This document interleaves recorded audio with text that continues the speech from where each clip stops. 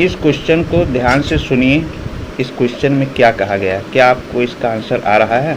चवन्नी छगड़ी अठन्नी गाय और 5-5 कै भैंस बिकाय और 20 रुपया 20 जीव, तो 1 रुपया में 4 चवन्नी, 1 रुपया में 2 अठन्नी। ये हमारे सबके बचपन की हिसाब आए भैया।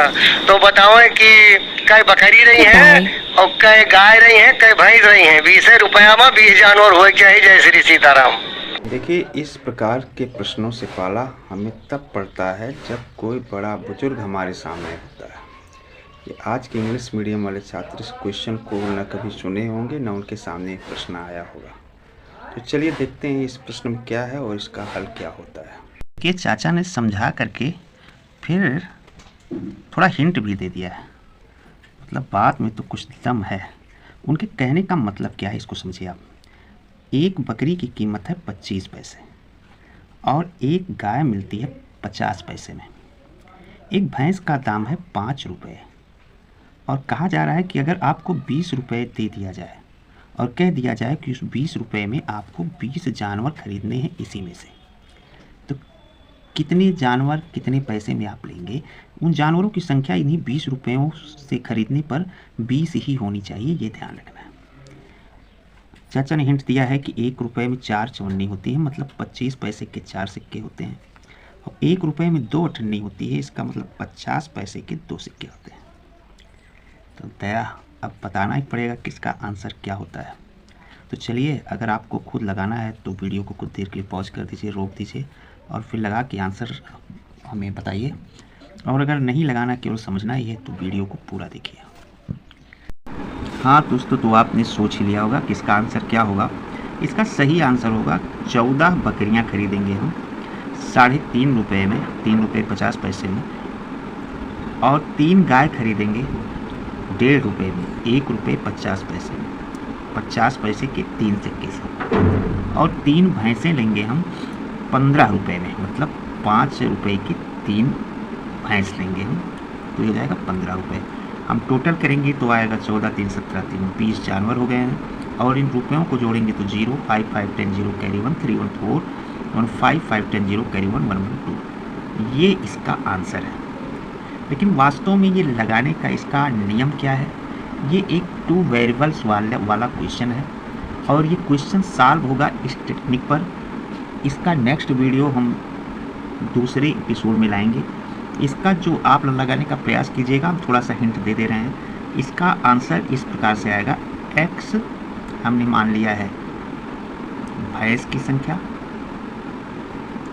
y हमने मान लिया है गायों की संख्या, और मान लिया हमने z बकरियों की संख्या, और इन तीनों को अगर जोड़ा जाए तो होना चाहिए 20। ये हमने ये 20 होना चाहिए। अब देखिए, x रुपये में तो यहाँ पर 25 पैसे के सिक्के थे, तो 25 पैसे के 1 रुपये में 4 सिक्के होते हैं, इसलिए समीकरण नंबर ये हमारा 1 बना है। तो समीकरण नंबर 2 जो बनेगा, 25 पैसे के 4 सिक्के होते हैं, इसलिए 1/4 x, सॉरी हमने x भैंस को माना था, तो ये 5 रुपये का सिक्का है, तो यहाँ पर रहेगा 5x। ये 5x, भैंस की संख्या को 5x 5 रुपये में मिल रही है। गाय मिल रही है, देखिए 1 रुपये में देखा जाए तो 8 आने के या 50 पैसे के कुल मिला के सिक्के जो होंगे वो 2 सिक्के होंगे। 50 पैसे के 1 रुपये में 2 सिक्के आएंगे, तो हम इसलिए वो गाय की संख्या, गाय में 1/2 इसको रुपये में कन्वर्ट करते हैं, तो 1/2 और ये y हो जाएगा। और यहाँ पर देखिए 25 पैसे के 1 रुपये में 4 सिक्के होते हैं, तो ये हम क्या करेंगे, z के मान को 1/4 और यहाँ लिख देंगे z। टोटल होना चाहिए ये भी 20 रुपये में। समीकरण 2 हो गया। इसको थोड़ा सा और अगर सॉल्व करेंगे आप लोग, तो यहाँ तो 5x रहेगा और इसका एलसीएम हो जाएगा 2 और 4 का एलसीएम होता है हमारा 4, 2 2 जा 4, 2 1 जा 2, 2y हो जाएगा, और यहाँ पे 4 1 जा 4 और 1 1 जा 1, मतलब 1z इक्वल 20 आ जाएगा। इस 4 को हटाने के लिए हम क्या करते हैं, इसमें मल्टीप्लाई कर देंगे और इसमें मल्टीप्लाई कर देंगे। 4 5 जा हो जाएगा 20x और प्लस 2y और यहाँ पे प्लस z इक्वल आ जाएगा 80। 4 से 20 मल्टीप्लाई करेंगे 80, समीकरण 2 ये इसका सही रूप बन जाएगा। तो इसको समीकरण और ये पहला समीकरण, इन दोनों को माइनस करना है और माइनस करने के बाद सॉल्व करना है आपको, और आपको देखना है कि इसका आंसर आपको का आता है या नहीं आता है। अगर नहीं आता है तो वीडियो को सब्सक्राइब कर लीजिएगा और लाइक कर दीजिएगा। हम जल्द ही नेक्स्ट वीडियो में इसका एक सही पूरा वेरिएबल सहित और इसका पूरा सॉल्व आंसर आपके सामने लाएंगे। बहरहाल इसका सही आंसर जो हम आपको स्क्रीन पर दिखा रहे हैं यही होगा। तो वीडियो को देखने के लिए थैंक यू, बहुत बहुत धन्यवाद।